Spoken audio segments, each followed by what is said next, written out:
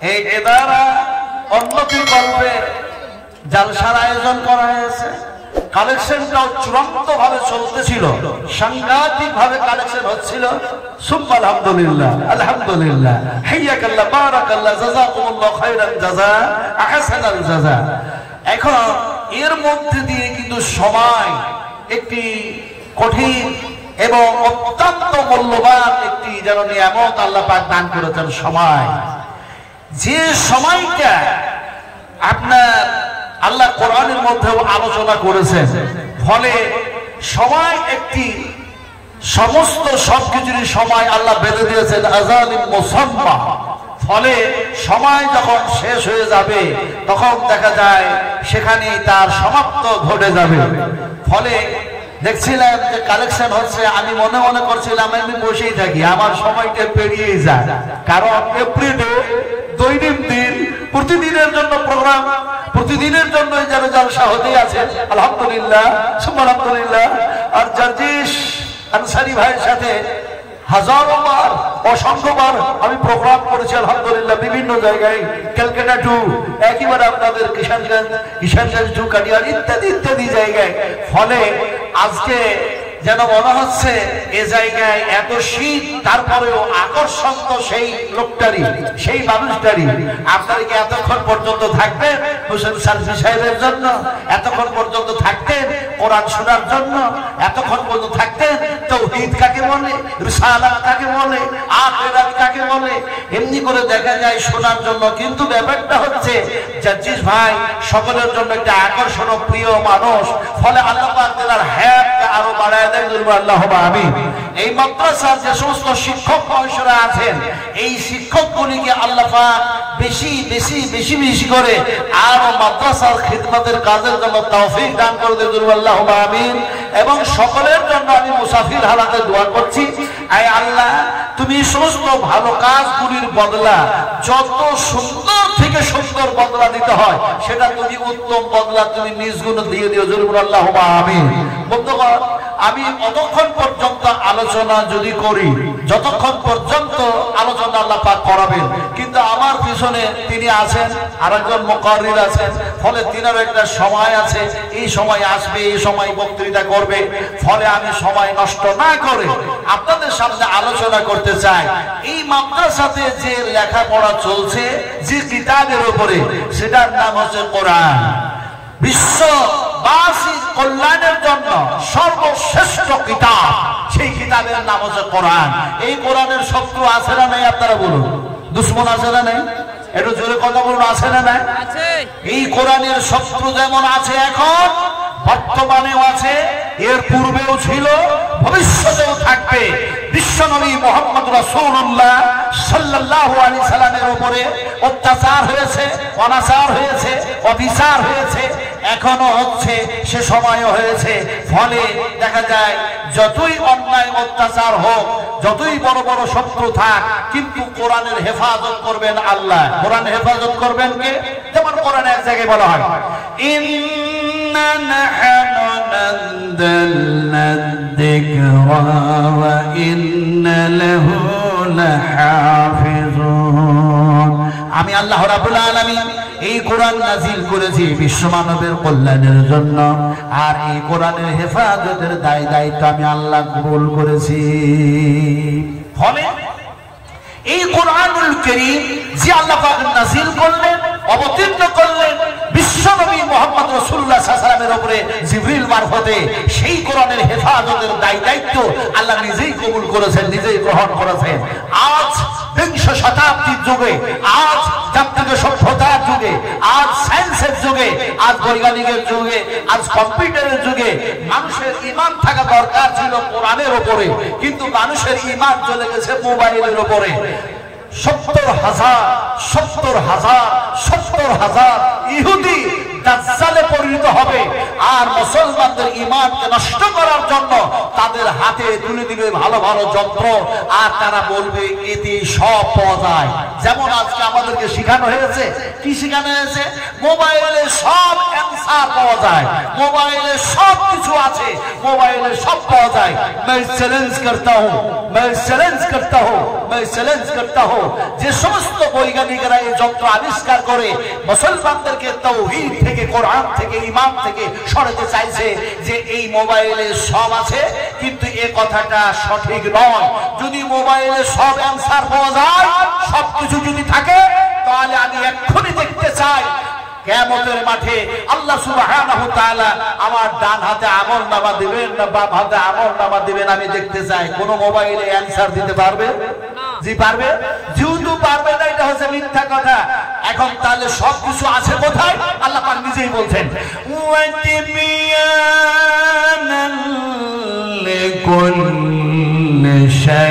আল্লাহ রাব্বুল আলামিন বলেন এই কোরআনুল কারীমের মধ্যে আমি আল্লাহ সব ঢুকাইয়া দিয়েছি, সব আছে, আর সমস্ত সবকিছু বলেই দিয়েছি।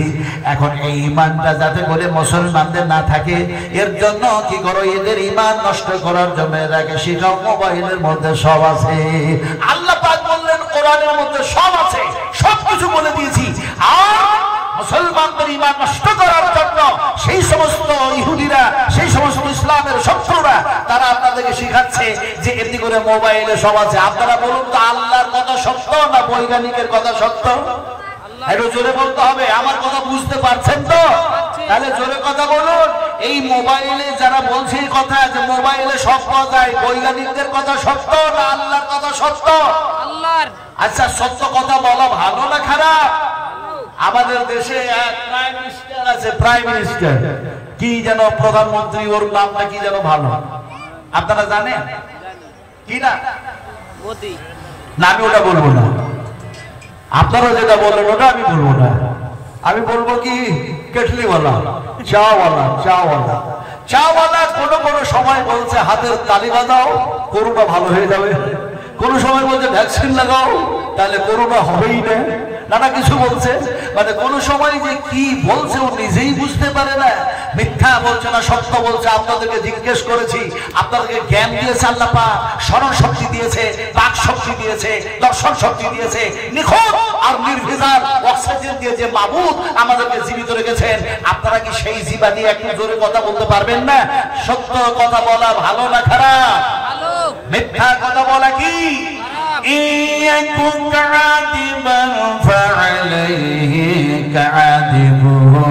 আমি গজল টজল গাইতে জানি না, আর কোরআনের চাইতে যে ভালো ওয়াজ আছে আমার জীবনে, আমার লাইফে সে হাদিস আমার মোতালা করা নাই। কারণ রাসূলুল্লাহ সাল্লাল্লাহু আলাইহি ওয়াসাল্লাম নিজেই বলেছেন, ফাইনা খায়রাল হাদিস কিতাবুল্লাহ ওয়া খায়রাল হাদি হাদি মুহাম্মাদিন সাল্লাল্লাহু আলাইহি ওয়াসাল্লাম। আল্লাহ চাইতে, আল্লাহর কথার চাইতে, এক আল্লাহর বাক্য চাইতে, আমি মুহাম্মদুর রাসূলুল্লাহ সাল্লাল্লাহু আলাইহি ওয়াসাল্লামের কথার চাইতে এত ভালো কথা কাউরে হতে পারে না। আল্লাহর চাইতে, নবীর চাইতে ভালো কথা আর কাউরে হয়? কথা বলেন এরা, কার কথা ভালো? যদি বলুন কার কথা? আমি উল্টা কথা বলে দেবো অনেক সময়। উল্টা উল্টা নীতিশ কুমারের কথা বেশি ভালো, হেমন্ত সোরেনের কথা বেশি ভালো, এমনি করে অমিত শাহের কথা বেশি ভালো। উল্টা একটা শব্দ বলেছি, এই উল্টা শব্দটা আমি পরে বোঝাচ্ছি। সত্য কথাটা কি আল্লাহ পাক জানে বলছেন, ইয়াকু কাদিবান ফাআলাইহি কাদিবুহু ওয়া ইয়াকু সাদিকান ইউসিবকুম বা'দুল্লাযী ইয়াইদুকুম ইন্নাল্লাহা লা ইয়াহদি মান হুয়া মুশরিফুন কাযযাব। আল্লাহ রাব্বুল আলামিন বলেন, যারা এমনি করে সীমা লঙ্ঘনকারী হয়, সীমা অতিক্রমকারী হয় আর মিথ্যাবাদী হয়, আমি আল্লাহ তাআলাকে নিশ্চয় যেন হেদায়েত করি না। হেদায়েতের মালিক, একটু জোরে বলে, হেদায়েতের মালিক কে? আমার ভাইয়েরা, আমার মায়েরা, আমার বোনেরা, সুন্দর কথা শোনো। একটি ভাষা বলেছি উল্টা, এমনি করে উল্টা ভাষাটা আপনাদের বোঝায়। আমরা যদি কোরআনের উল্টা চলি, নবীর যদি উল্টা চলি, ইসলামের যদি উল্টা চলি, উল্টা কাকে বলে? যুক্তি দিয়ে বুঝাই, তারপরে কোরআনের আয়াত দিয়ে বুঝাবো। এই দেখুন একটা রাস্তা, এই রাস্তাটা দিয়ে একটা 12 চাকার গাড়ি অথবা 22 চাকার একটা লরি ট্রাক চলে যাচ্ছে, ওটাকে ধরে উল্টায় নেন। চাকাগুলিকে উপর দিকে করে দেন, বডিটাকে নিচু দিকে করে দেন।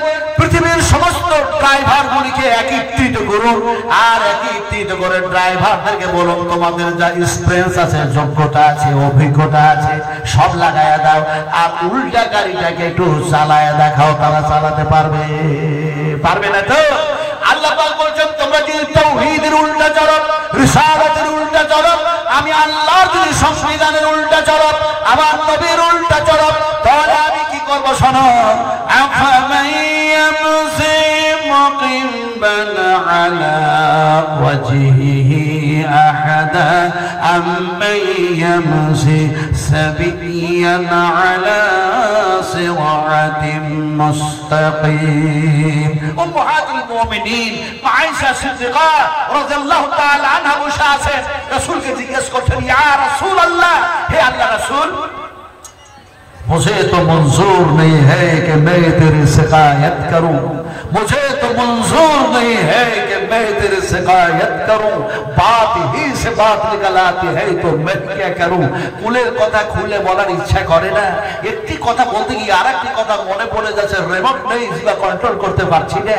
উম্মাহাতুল মুমিনিন, সারা পৃথিবীর মুমিন মুমিনাদের যিনি হচ্ছেন আম্মা, আম্মাজান, মা হযরত আয়েশা সিদ্দিকা রাদিয়াল্লাহু তাআলা আনহা। আহারে সেখানে যখন গেলাম চোখ দিয়ে পানি তো থামে না। জান্নাতুল বাগ, রিয়াজুল জান্নাতের মধ্যে যে রাসূল শুয়ে আছেন, বুখারী শরীফের হাদিস, আল্লাহর নবী বলেছেন আমার মেহরাব থেকে আমার মিম্বার, এটা হচ্ছে রিয়াজুল জান্নাত, জান্নাতের একটি টুকরো, সেই বেহেশতের মধ্যে আমি রাসূল আছি। কথা হচ্ছে এবারে 3 জুলাই আমি যখন ব্যাক করলাম, আমরা স্বামী স্ত্রী দুজনাই আলহামদুলিল্লাহ, বহুদিনের আশা ছিল। আমি রত্নী মাদ্রাসায় কয়েকবার বলেছি, কয়েকবার এসেছি, কয়েকবারই বলেছি, মনের আশা ছিল কোরআন এবং আল্লাহর নবীর হাদিসগুলি বলতে বলতে বলতে বলতে যদি জেল খাটতে পাওয়া যায় তাহলে জেল খাটতে খুব মজা লাগবে, যেমন হযরত ইউসুফ আলাইহিস সালাম জেল খেটেছিলেন। আমি কয়েকবার বলেছিলাম সেখানে, এই আল্লাহ তো আমার মনের আশা, মানুষকে শুধু ভালো কথা বলি, কিন্তু মানুষকে ভালো কথা বলে নিজের কি ভালো হবে? আসলে নিজে ভালো হতে হবে, ভালো কথার প্রতি আমল করতে হয়। লিমা তাকুলুনা মা লা তাফআলুন, তুমি যেটা আমল করো না সেটা মানুষের সামনে ব্যাক করো না। ফলে দেখা যায় আল্লাহর কাছে আশা ছিল বড়ই, কাঁদতে মিনতি করে আল্লাহ পাক দোয়া কবুল করে নিয়েও গেলেন। দেখলেন সেই রিয়াজুল জান্নাতের মধ্যে রাসূল আকরাম সাল্লাল্লাহু আলাইহি ওয়াসাল্লাম শুয়ে আছেন, তিনার ডান দিকে বাম দিকে হযরত ওমর, হযরত আবু বকর সিদ্দিক রাদিয়াল্লাহু তাআলা শুয়ে আছেন। সেখানে গিয়ে 2 রাকাত নামাজ পড়ার পর আরে কি যেন দোয়া, ওখানে গেলে চোখের পানি কি আর থামে? রাসূলের মহব্বতে যেখান থেকে ইসলাম এসেছে, বুখারী শরীফের হাদিস, রাসূল আকরাম সাল্লাল্লাহু আলাইহি ওয়াসাল্লাম বলেছেন ইসলাম এমন একটা সময় আসবে যেখান থেকে ইসলাম প্রচার শুরু হয়েছে, সেখানে ইসলাম আবার যেন গুটায়া যাবে। কেমন গুটায়া যাবে?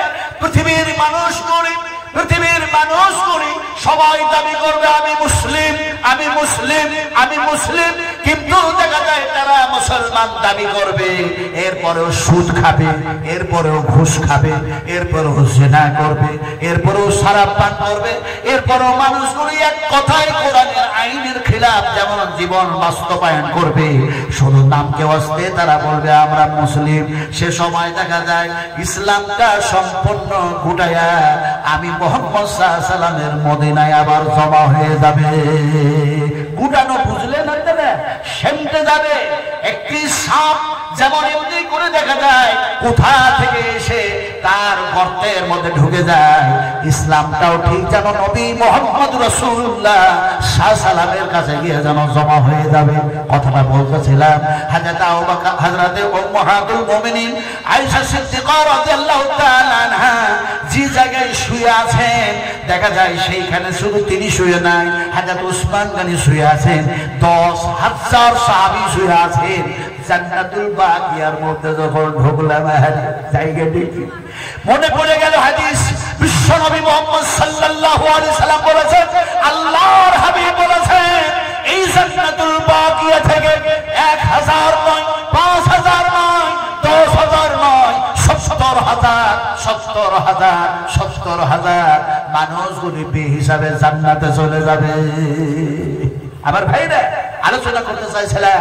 উম্মাহাতুল মুমিনিন আয়েশা বলছেন, ইয়া রাসূলুল্লাহ, এই মানুষগুলি সারা জীবন দুনিয়ার জমিনে পায়ের উপরে ভর দিয়ে চললো, এরা সিধা হয়ে চললো, আর এই মানুষগুলি নবীর উল্টা চলার কারণে, কোরআনের উল্টা চলার কারণে কিয়ামতের মাঠে কি আল্লাহ পাক এরাকে উল্টায়া দিবেন?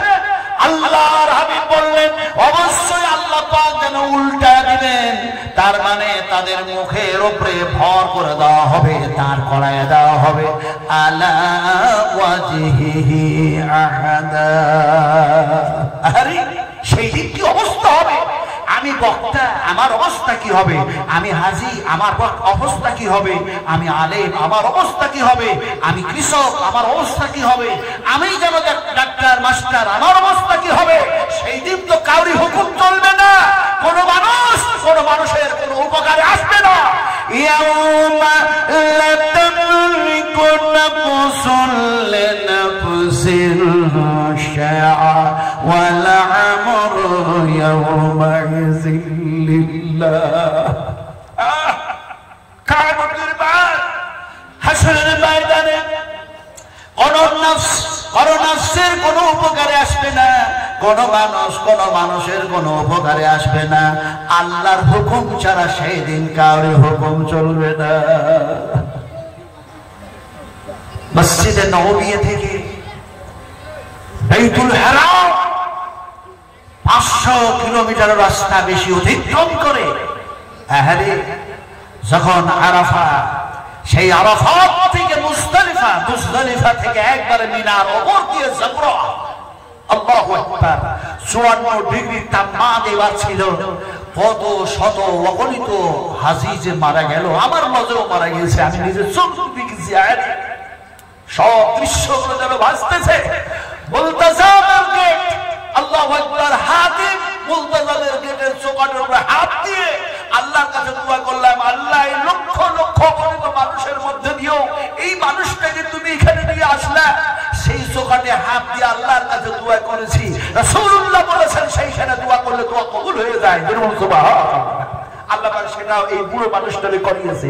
কথাটা বলতেছিলাম আপনাদের যে আজকে উম্মাহাতুল মুমিনিন মা আয়েশা বলছেন, ইয়া রাসূলুল্লাহ, এই মানুষগুলিকে মুখের উপরে ভর দিয়ে আল্লাহ পাক হাঁটাবেন, চালাবেন। যে মানুষগুলি পায়ের উপরে ভর দিয়ে এই জমিনে চলল, সেই দিন মানুষগুলি বেআমল হওয়ার কারণে, গুনাহগারের কারণে এই অবস্থা কি হবে? আল্লাহর হাবিব বললেন, চোখ ভরা পানি। আপনারা কি বিরক্ত হচ্ছেন? আপনারা কি বিরক্ত হচ্ছেন? আমি এই চেয়ে ভালো ওয়াজ আর কিছু বুঝি না। কথা বুঝেন কিনা? ওয়াজ তো অনেক আছে, ওয়াজ অনেক আছে। আটলান্টিক মহাসাগরের ওয়াজ আছে, তারপরে দেখা যায় ঈশ্বরচন্দ্র বিদ্যাসাগরের ওয়াজ আছে, তারপরে বাল ঠাকুরের ওয়াজ আছে, অনেক ওয়াজ আছে।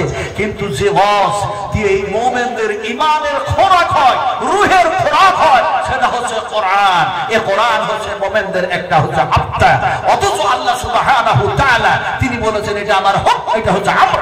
কথা বলতেছিলাম কি আপনাদের সামনে, বিশ্ব নবী মুহাম্মদ সাল্লাল্লাহু আলাইহি ওয়াসাল্লাম চোখ ভরা পানি নিয়ে বলছেন আয়েশাকে, আয়েশা আয়েশা আয়েশা, আমাদের মাঠে আমি রাসূলুল্লাহ বলছি, মানুষগুলিকে শুধু পায়ের মুখের উপরে ভর দিয়ে না, আল্লাহ পাক হাঁটায়া দিবেন, চালায়া দিবেন, জাহান্নামের মধ্যে নিক্ষেপ করে দিবেন, জাহান্নামের মধ্যে চলে যাবে।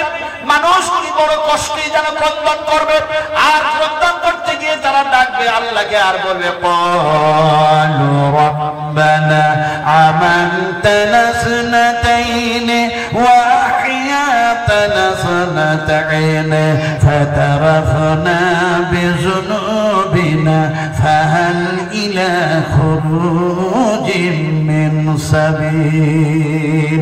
ফাতারাফনা বিযুনুবিনা, যুনুবকে মানে হচ্ছে পাপ। যে পাপের কারণে, যে ভুলের কারণে, যে অন্যায়ের কারণে আমাদের প্রতিপালক এই জাহান্নামের মধ্যে এসেছি, তুমি আমাকে জাহান্নামের মধ্যে নিক্ষেপ করে দিয়েছো। এখান থেকে বাঁচার কোনো পথ আছে কিনা বলে দাও। আল্লাহ সুবহানাহু ওয়া তাআলা সে সময় যেন বলবেন, এমনি করে সেই সমস্ত যেন পাপাচারদেরকে, গুনাহগারদেরকে বলবেন, তোমরা কোরআন শুনেছিলে, তোমাদের সামনে আমার নবীর হাদিস বয়ান করা হয়েছিল, তারপরে তোমরা সেইভাবে চলো নাই, মানো নাই, সেইভাবে জীবন চালাও নাই। আজকে জাহান্নামের মধ্যে এসেছো যে পাপের কারণে, গুনার কারণে। আর খাদ্দাম থেকে বাঁচার যেন কথা বলতেছো। আমি আল্লাহর ওয়াদাটা এরকম নাই, বরং আমার ওয়াদা আছে হাজিহি জাহান্নামুল্লাতী কুনতুম তুআদুন। তোমাদের সাথে যে জাহান্নামের ওয়াদা করা হয়েছিল সেটা হলো এইটা, এখানেই থাকতে হবে, এখানেই থাকা লাগবে। আসলে আজকার মজমুন হচ্ছে আমার কোরআনের আমরা উল্টা চলবো না, বলুন ইনশাআল্লাহ। ইনশাআল্লাহ বুঝেন তো? দেখো, একটা বুঝে যে কাজ করা হয় সে কাজের মধ্যে ক্ষতি হওয়ার সম্ভাবনা কম থাকে, ভুল হওয়ার সম্ভাবনা কম থাকে। আর যেটা না বুঝে যে কাজ করা হয় সে কাজ ভুল হওয়ার এই সম্ভাবনা 100% থাকে। এখন মানুষ বুঝে না, কি বুঝে না? ওরা বুঝে না, শুধু বলে আল্লাহ আল্লাহ। আল্লাহ কি? আল্লাহ যদি খালেক হন, আল্লাহ যদি স্রষ্টা হন, আল্লাহ যদি সবকিছুরই মালিক হন, আমরা এটা বুঝি। কিন্তু যদি বুঝতাম আল্লাহ যতবার বলবো কোরআন যেন তেলাওয়াত করা সমতুল্য নাকি হয়ে যাবে। যেহেতু আল্লাহ যতবার বলবো ততবার যেন দেখা যায় আল্লাহ পাকের এটা হলো কালাম, আল্লাহ পাকের যেন কথা। ফলে যেন দেখা যায় বুঝতে হয় এমনি ভাবে আমরা কোরআন তেলাওয়াত করতেছি, কোরআন তেলাওয়াত করতেছি। যেমন কোরআনে এক জায়গায় আসছে আল্লাহুল্লাযী খালাকাস সামাওয়াতি ওয়াল আরদ ওয়া মা বাইনাহুমা ফি সিত্তাতি আইয়ামিন সুম্মা ইসতাওয়া আলাল আরশ মা লাকুম মিন দুনিহি মিন ওয়ালিয়্যিন ওয়া লা শাফি'in আফালা তাতাযাক্কারুন। হোটেলে যারা খাওয়ার ইচ্ছুক আছেন, এখন কেবল ৭৭ টাকাতে খানা ভোজ ভাত পাওয়া যাচ্ছে। যারা খাবেন ইচ্ছুক আছেন যা খেতে পারেন। ভাই, বারবার ঘোষণা হচ্ছে যে হোটেল বন্ধ হয়ে যাবে, খাবার যারা খান নাই খাবার খেয়ে আসুন। ৭০ টাকা আপনাদের টিকিট করা হয়েছে। এই ঘোষণাটা করা হচ্ছে যদি আপনারা না খান, যদি না খান তাহলে খাবারগুলো যদি নষ্ট হয় তাহলে সেই খাবার নষ্ট হবে কার? মাদ্রাসা? মাদ্রাসা জিন্দা, এই তো বুঝি না মাদ্রাসা না। এই যে আপনারা অসংখ্য দান করলেন, এই অসংখ্য দানগুলি করার পর মাদ্রাসাওয়ালারা সেই সমস্ত সংগ্রহ করে আপনাদের সম্মানের জন্য, আপনাদের ইজ্জতের জন্য, আপনাদের ইহতেরামের জন্য আপনাদের দুটো খাবারের ব্যবস্থা করেছে। তার বিনিময়ে ৭০ টাকা দিবেন। এতে হবে নাকি? এতে কি হবে? মাদ্রাসার অনেক বড় মুনাফা হয়ে যাবে, লাভ হয়ে যাবে। কারণ বিশ্ব নবী মুহাম্মদ সাল্লাল্লাহু আলাইহি ওয়াসাল্লামকে আমরা দেখতেছি না, শুধু নিয়তটা করুন নবীজি আপনি তো মদিনায় মানবরাই শুয়ে আছেন জান্নাতের টুকরার মধ্যে, কিন্তু আপনাকে দেখতে না পেলো আপনার মাদ্রাসা দেখতেছি, যে মাদ্রাসায় হাফেজ তৈরি হয়, হাফেজা তৈরি হয়, আলেম তৈরি হয়, আলেমা তৈরি হয়, মুহাদ্দিস তৈরি হয়, মুহাদ্দিসা তৈরি হয়। এক কথায় যেন আপনার কথাগুলি এখানে শিক্ষা দেওয়া হয়। কুল হাল ইয়াস্তাবিল্লাযীনা ইয়ালামুনা ওয়াল্লাযীনা লা ইয়ালামুন। শিক্ষিত মানুষ অশিক্ষিত মানুষ কখনো সমান হয় না। কথা বলছিলাম, বারবার এই ঘোষণা করাটা যেন খুব দৃষ্টিকোণী মনে হচ্ছে যে আপনাদেরকে বলা হচ্ছে যা খিদা আছে একটু খেয়ে আসুন, একটু খেয়ে আসুন। খিদা নাই তারপর খেয়ে আসুন, কপ্প করে মালগুলো তো বাঁচুক। কারণ যে নিয়ামতের হিসাব দিতে হবে না, হবে না? এই মিয়া, নিয়ামতের হিসাব দিতে হবে না, হবে না? আল্লাহ পাক বলেন ইয়া আইয়ুহান নাস যকুরু নি'মাতাল্লাহ। হে মানুষ সকল আমার নিয়ামতগুলি স্মরণ করো, তোমাদের কি কি নিয়ামত দিয়েছি। এখন নিয়ামত যদি বলতে চাই, আমার নাকটা কেমন, আমার চোখটা কত বড় নিয়ামত, আমার হাতটা কত বড় নিয়ামত, আমার ব্রেনটা কত নিয়ামত, আমার মা কত বড় নিয়ামত, আমার আব্বা কত বড় নিয়ামত, আমার নবী কত বড় নিয়ামত, কোরআনটি কত বড় নিয়ামত। এক কথায় নিয়ামত সম্পর্কে দেখলে বলা যায় অনেক নিয়ামত, অসংখ্য অগণিত আল্লাহ পাক নিয়ামত দিয়েছেন। এখন আল্লাহ পাক বলছেন আমার নিয়ামতগুলি তোমরা স্মরণ করো। সুম্মা লাতুসআলুন্না ইয়াওমাইযিন আনিন নাঈম। প্রত্যেকটি নিয়ামতের হিসাব আমি আল্লাহ যদি নিই, বান্দারে হিসাব দিতে পারবা না। আলোচনা কি করছিলাম আপনাদের সামনে? আলোচনা করতেছিলাম বুঝে। এখন দেখা যায় না বুঝে যদি বলি তাহলে এবারে ভুল হয়ে যাবে। আল্লাহ কোরআনুল কারীমের মধ্যে এসেছে যতবার আল্লাহ বলবো কোরআন তেলাওয়াত করা হবে। যেমন লা ইলাহা ইল্লাল্লাহ। আমরা বলি ঠিক কিন্তু বুঝি না। যদি বুঝতাম যে এটা লা ইলাহা ইল্লাল্লাহ যতবার বলবো এটা কোরআন তেলাওয়াত করা হবে, আর যদি বুঝি যে এটা জিকির করা হবে দেখাবা গেল জোরে জোরে জোরে জোরে রাস্তা পথে তাসবির মালা পড়ে বেদাতি কাজ করে বেড়ানো, এরকম তো ঠিক নয়। কিন্তু যদি বুঝি যে লা ইলাহা ইল্লাল্লাহ যতবার বলবো কোরআন তেলাওয়াত করা হবে, তাহলে সেটা পড়তেই ভালো লাগবে। কেমন? যেমন কোরআনের মধ্যে এক জায়গায় বলা হয় লা ইলাহা ইল্লা হুয়া ইলাইহিল মাসির। আমি ছাড়া কোনো ইলাহ নাই, আমি ছাড়া কোনো মাবুদ নেই, আমি হলাম একজন আল্লাহ। ইলাইহিল মাসির, আর তোমাদের সকলকে আমার কাছে ফিরে আসা লাগবে। কোরআনের অন্য জায়গায় বলা হয়েছে লা ইলাহা ইল্লা হু ফাআন্না তুফাকুন। আমি ছাড়া যখন কোনো ইলাহ নেই, আমি ছাড়া কোনো যখন আল্লাহ নেই, তাহলে ফাআন্না তুফাকুন, তোমরা আমাকে বাদ দিয়ে কার পিছনে দৌড়াও? কোন নেতার পিছনে দৌড়াও? কোন পীরের পিছনে দৌড়াও? কোন মানুষের কাছে কি চাও? যা চাইবে আমার কাছে চাও। আমরা চাইবো কার কাছে? ফিলিস্তিনে লড়াই চলছে, ইহুদি আর মুসলমানের লড়াই চাইছে, সাহায্য চাইবেন কার কাছে? এই সাহায্য চাইবেন কার কাছে? মোদী সরকারের কাছে। এমনি করে দেখা যায় আপনি চাইবেন এমনি করে পাকিস্তানের কাছে। আপনি চাইবেন কার কাছে? আল্লাহ পাক বলছেন ডাক, আমাকে ডাক, তোদের ডাকে সাড়া দেব। তোমরা আমাকে ডাকো, তোমাদের ডাকে সাড়া দিব। তোমরা আমার কাছে চাও, তোমাদের সব ধরনের অভাব আমি আল্লাহ আমি মোচন করে দেব, আমি সমস্ত অভাব পূরণ করে দেবো। সুবহানাল্লাহ, সুবহানাল্লাহ বুঝিবে, সুবহানাল্লাহ বুঝে, সুবহানাল্লাহ আমরা বুঝি, সুবহানাল্লাহ সুবহানাল্লাহ সুবহানাল্লাহ সুবহানাল্লাহ, শুধুই সুবহানাল্লাহ বুঝি। কিন্তু যদি সুবহানাল্লাহ এরকম বুঝতাম, যতবার সুবহানাল্লাহ বলবো আল্লাহ পাকের কালাম যেন বড় হয়ে যাবে। যেমন বলা হয় এমনি করে কোরআনের এক জায়গায় সুবহানাল্লাযী আসরা বিআবদিহি লাইলাম মিনাল মাসজিদিল হারাম। সুবহানাল্লাহ, আল্লাহ হচ্ছেন পাক, তিনি হচ্ছেন পবিত্র। তার হাবিবকে রাত মিরাজ করায় দিলেন। আমি সে ঘটনা আলোচনা করতে চাইছি না। সুবহানাল্লাহ বলতে কি বুঝতে হয়? বুঝতে হয় এরকম, আল্লাহ রাব্বুল আলামিন বলেন ওয়াসজুদ ওয়াখতারিব, সিজদায় পড়ে যাও আর আমি আল্লাহর নিকটবর্তী হয়ে যাও। রাসূল আকরাম সাল্লাল্লাহু আলাইহি ওয়াসাল্লাম বলেন এই ব্যাপারে, বান্দারা যখন আল্লাহর সামনে সিজদায় পড়ে যায়, বান্দা আর আল্লাহর মধ্যে কোনো যেন পর্দায় থাকে না, ডাইরেক্ট সম্পর্ক হয়ে যায়। আপনি সিজদায় পড়ে গেলেন, আপনি সিজদায় পড়ে গেছেন, আমি সিজদায় পড়ে গিয়েছি, আল্লাহর সামনে, এক আল্লাহর সামনে সিজদায় পড়ে বলছি সুবহানা রাব্বিয়াল আলা, সুবহানাকা আল্লাহুম্মা রাব্বানা ওয়া বিহামদিকা আল্লাহুম্মা ইগফিরলি। আমি তোমার গোলাম, তুমি আমার মুনিব, আয় আল্লাহ তুমি আমার খালিক, আমি তোমার গোলাম, তোমার সামনে সিজদায় পড়ে গিয়েছি।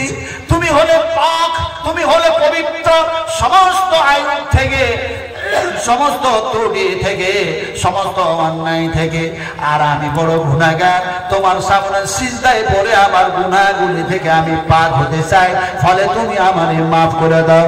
আল্লাহুম্মা গফিরলি জুনুবি ওয়া খাতায়া ওয়া আমাদি। আপনাদেরকে যতগুলি কথা বলছি, এই কথাগুলি আল্লাহ এবং আল্লাহ রাসূলের কথা আলোচনা করছি। রাসূল আকরাম সাল্লাল্লাহু আলাইহি ওয়াসাল্লাম মুসলিম শরীফের হাদিসের রাবী হচ্ছেন বারা ইবনে আযব রাদিয়াল্লাহু তাআলা আনহু।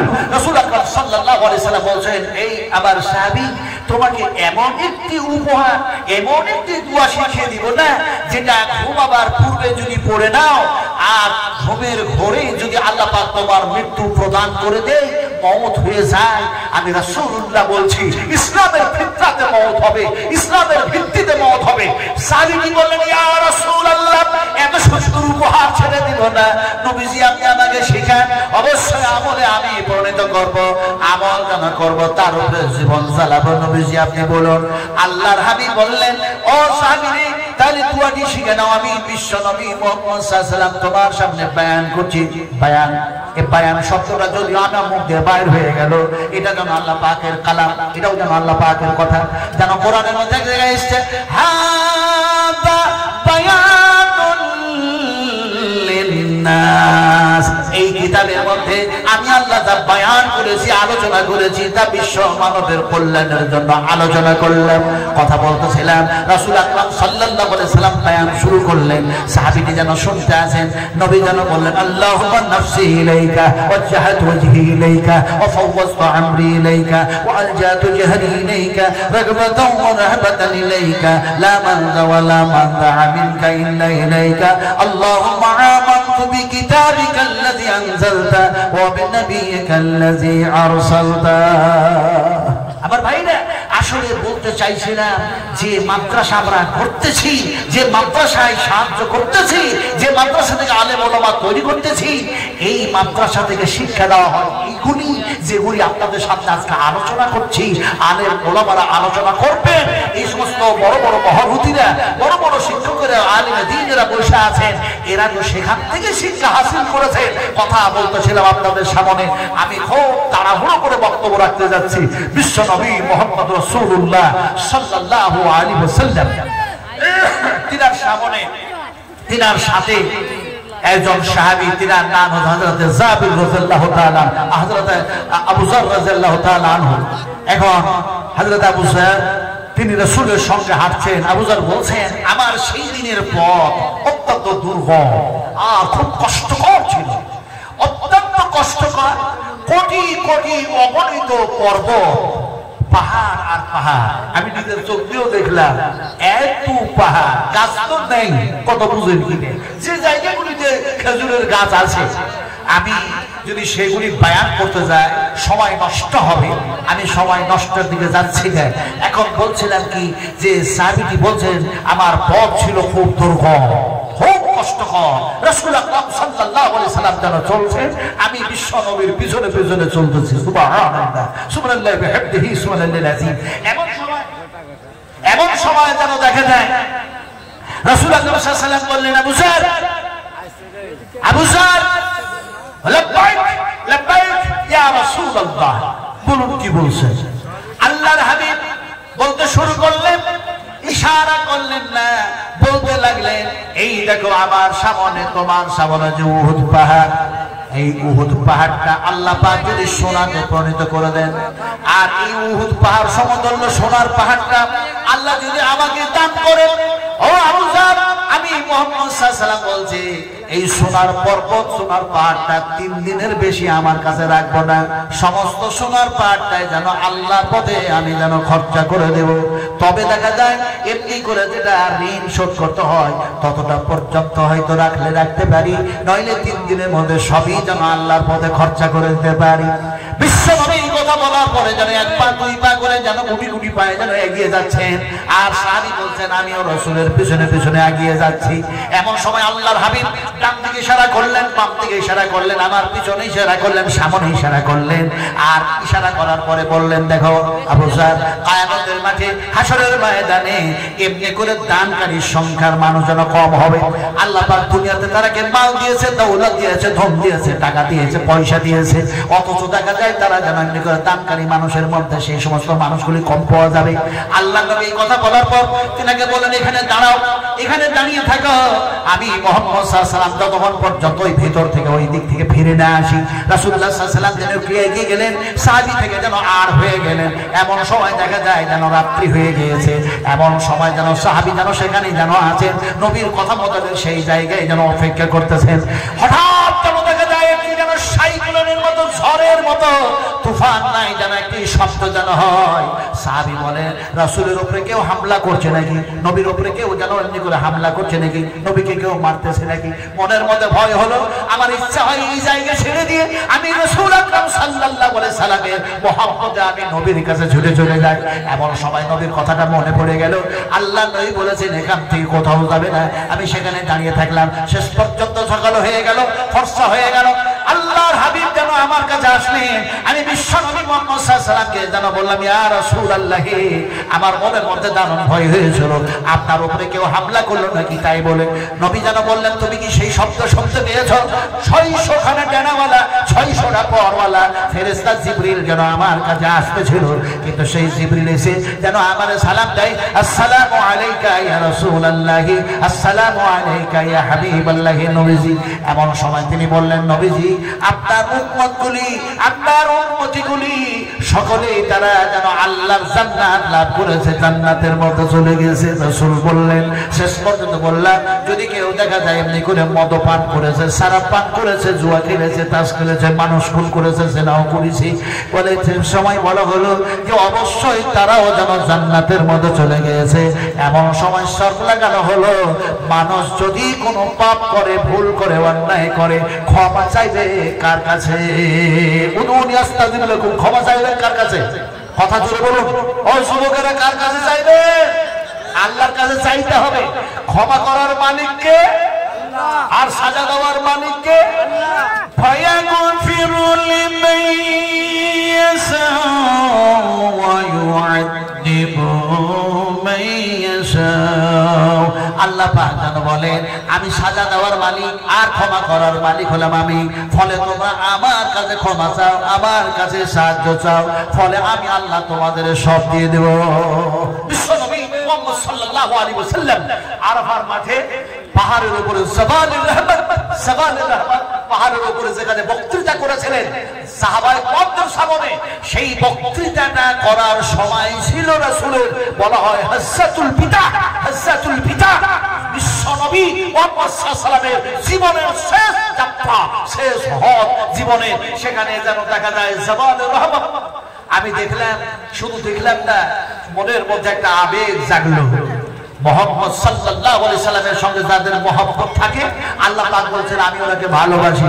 শুধু ভালোবাসি না, আমি আল্লাহ তাদের জীবনের গুনাহ মাফ করে দিই। আল্লাহ পাক বলছেন নবীকে এরকম ভাবে, কুল ইন কুনতুম তুহিব্বুনাল্লাহ ফাত্তাবিউনি ইউহিব্বুকুমুল্লাহ ওয়া ইয়াগফির লাকুম যুনুবাকুম ওয়াল্লাহু গফুরুর রাহিম। ও নবী, আপনি বলে দেন না আমার বাপ্তা বান্দিদেরকে, আপনার উম্মতদেরকে, যদি ওরা আমি আল্লাহর ভালোবাসা পেতে চাই, নবী মুহাম্মদ সাল্লাল্লাহু আলাইহি সাল্লাম যাতে করে তোমার ইত্তেবা করে, অনুসরণ করে, তোমারে ভালোবাসে, মহব্বত করে, তাহলে আমি আল্লাহর যেন ভালোবাসা পাবে, মহব্বত পাবে। শুধু তাই না, বরং আমি ইন্নাল্লাহা গফুরুর রহিম, নিশ্চয়ই আমি আল্লাহ তাদের যেন জুনুবগুলি, তাদের ভুলগুলি, তাদের গুনাহগুলি মাফ করে দেব, ক্ষমা করে দেব।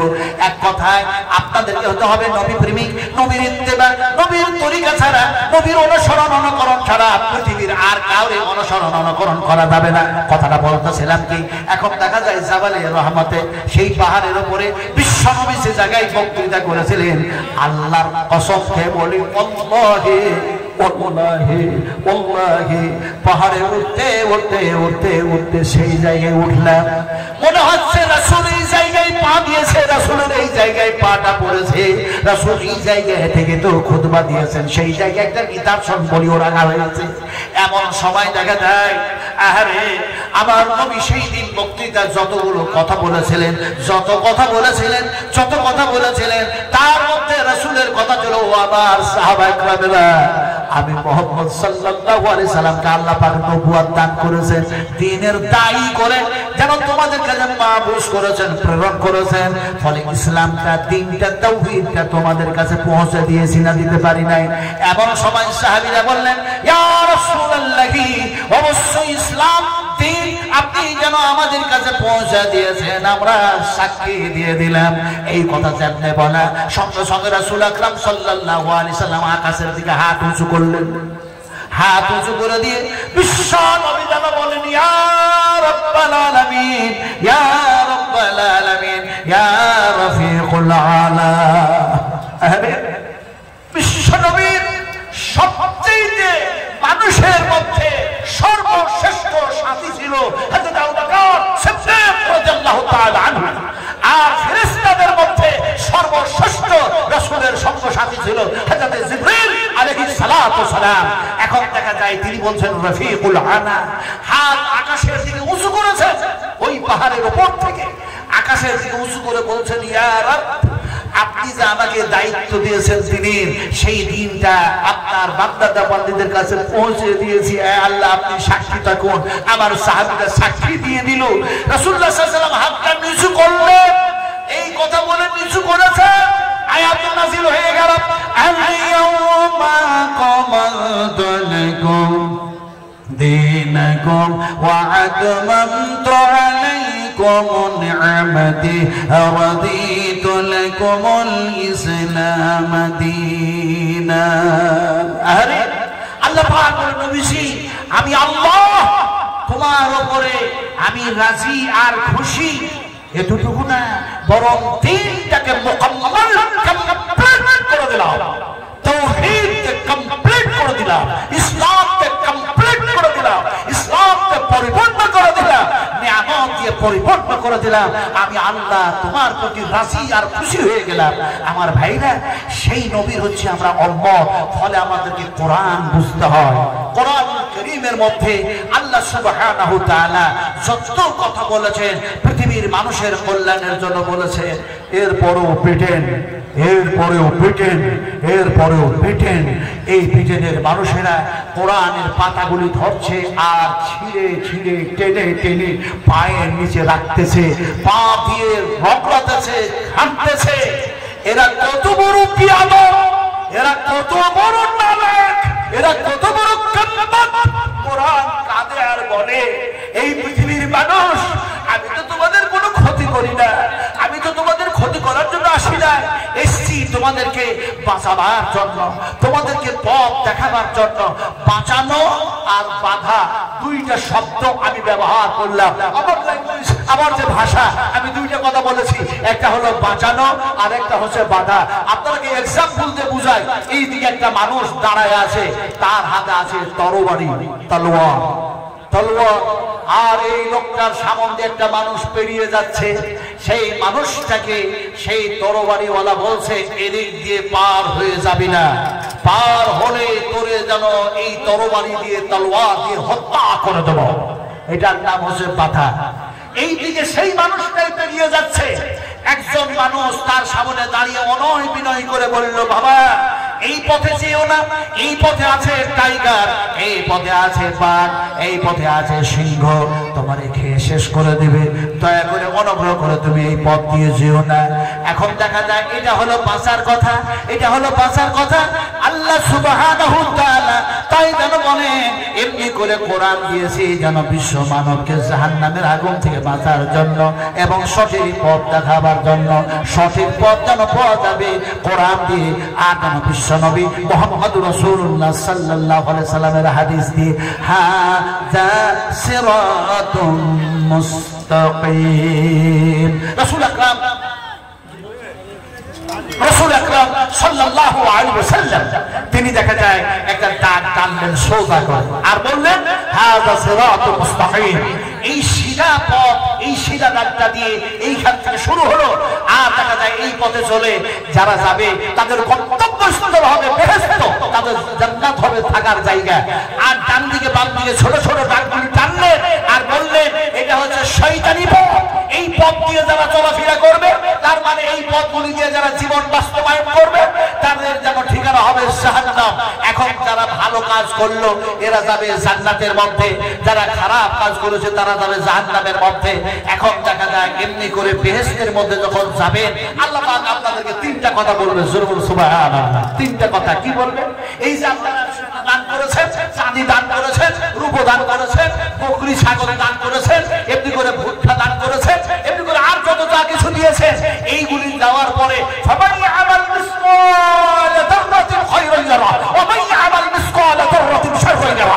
আল্লাহ পাক তিনি বলেন, তুমি একটুকু এক যাররাও যদি ভালো কাজ করো তার বদলা আমি দিব, আর একটুকু যদি খারাপ কাজ করো তার বদলা আমি দিব।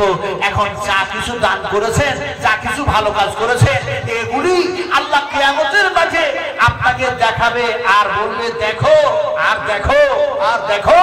শুধু দেখো বলবে না, এমনি করে যেন বলবে,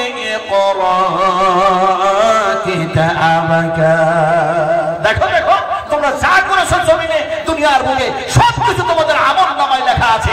ফলে আপনারা ভালো কাজ করেছেন, জান্নাতের মধ্যে যাচ্ছেন। আল্লাহ তখন আপনাদেরকে তিনটা কথা বলছেন। কি বলছেন? উদখুলুহা বিসালামিন আমিন। আরে আল্লাহ এত ভালো, এত সুন্দর। আমি এখানে বলতে চাইছিলাম, বেশি লম্বা করব না, ওয়াজ অনেক শুনেছেন, অনেক শুনবেন, কিন্তু যতই আমি ওয়াজ করি, যতই মাসলা মাসাইল বলি, যতই আমরা যা কিছু বলি, সব চাইতে অভাব আছে। বলতেওয়ালার অভাব নাই, পড়তেওয়ালার অভাব নাই, কিন্তু আমলকারীর অভাব আছে না নাই? এই আছে না নাই বলুন? আছে তো? আজকে আমি ওয়াজ করব না আমলকারীর ব্যাপারে, আমি ওয়াজ করব না, আমলকারীর অভাব আছে। ফলে এখানে যতগুলো মানুষ বসে আছেন, আমি কিছু চাই না, আমার নবীর মাদ্রাসার জন্য আমার রাসূল যে রক্ত দিয়েছেন, বিশ্ব নবীর যে রক্ত ঝরেছে তায়েফের মাটিতে, আর রাসূলের হাতে রক্ত সেই সময় বাইত নিচ্ছেন, সেই সময় একজন সাহাবী বাইত নিচ্ছেন, একজন যুবক বাইত নিচ্ছেন, রক্তগুলো তিনার হাতে লেগে গেছে। তিনার যে জায়গায় বাইত নিয়েছিলেন সেই জায়গাটা তখন ছিল ফাঁকা, কিন্তু এখন আর ফাঁকা নাই। ওই জায়গায় একটা মসজিদ নির্মাণ হয়েছে। যে সাহাবী সে সময় বাইত নিয়ে পড়েছিলেন আশহাদু আল্লা ইলাহা ইল্লাল্লাহ ওয়া আশহাদু আন্না মুহাম্মাদান আবদুহু ওয়া রাসূলুহু, সেই জায়গাটা ফাঁকা না থেকে দেখা যায় মসজিদ নির্মাণ হয়েছে। সাহাবীটার নাম ছিল হযরত আকদাস। মসজিদ আকদাস তায়েফের মাটিতে রাসূলের রক্ত যে জায়গায় পড়েছে, সেই জায়গায় এখন দার্শন বলিগুলি রয়েছে। আমি চোখ দিয়ে দেখেছি। আমার ভাইরা, আমার সোনারা, আমি বলতেছি আল্লাহর কসম খেয়ে বলি, মুহাম্মদ রাসূলুল্লাহ সাল্লাল্লাহু আলাইহি ওয়াসাল্লাম দান মোবারক শহীদ করেছেন 70 জন সাহাবীকে। যে জায়গায় দাঁড় করে রেখেছিলেন উহুদের মাঠে, সেই জায়গাটা, সেই পথটাও আমি দেখলাম, সেই পাহাড়ে চাপলাম। হযরত হামজা রাদিয়াল্লাহু তাআলা আনহু যে জায়গায় শহীদ হয়েছেন, সেই জমিনে রক্ত পড়েছে, ওই জায়গাটা তখন ছিল ফাঁকা, কিন্তু সেই জায়গায় মসজিদ হামজা তৈরি হয়ে গেছে, মসজিদ নির্মাণ হয়েছে। আপনাদের বলতেছিলাম, আপনারা এখানে যতগুলো মানুষ বসে আছেন অনেক দিয়েছেন। আমি গুনাহগারের হাতে একটু দোয়া নেওয়ার জন্য আমি সেই দোয়াটা দিব। রাসূলুল্লাহ সাল্লাল্লাহু আলাইহি ওয়াসাল্লাম যে দোয়া দিয়েছেন, আল্লাহর কসম খেয়ে বলি, রাসূলের কাছে আসলো উট, রাসূলের কাছে আসলো দুম্বা, রাসূলের কাছে আসলো ছাগল, রাসূলের কাছে আসলো খেজুর, রাসূলের কাছে আসলো দুধ। রাসূলুল্লাহ সাল্লাল্লাহু আলাইহি ওয়াসাল্লাম যে দোয়াটা দিয়েছিলেন, সেই দোয়াটা আমি নাজমে আলম দিব, সেই দোয়াটা আমি দিব। এবং বুখারী রাহমাতুল্লাহ আলাইহি বুখারী শরীফের মধ্যে দোয়াটাকে কোট করে দিয়েছেন, সেই দোয়া আপনাকে দেব।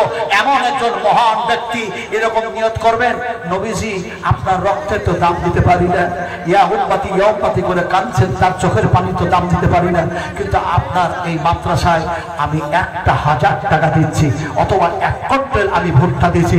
এরকম যদি কোনো মহান ব্যক্তি একজন বলতেন, মহান ব্যক্তি যদি কেউ একজন বলতেন, তার আম্মার জন্য, তার আব্বার জন্য, তার আলে আওলাদের জন্য দোয়া, সেই দোয়া করতাম যে দোয়া নিষ্পাপী মাসুম বেগুনাহগার, যাদের কোনো ভুল নাই, যাদের কোনো ত্রুটি নাই, যাদের কোনো একজনের পাপ নাই, তারা এই দোয়া দিচ্ছে।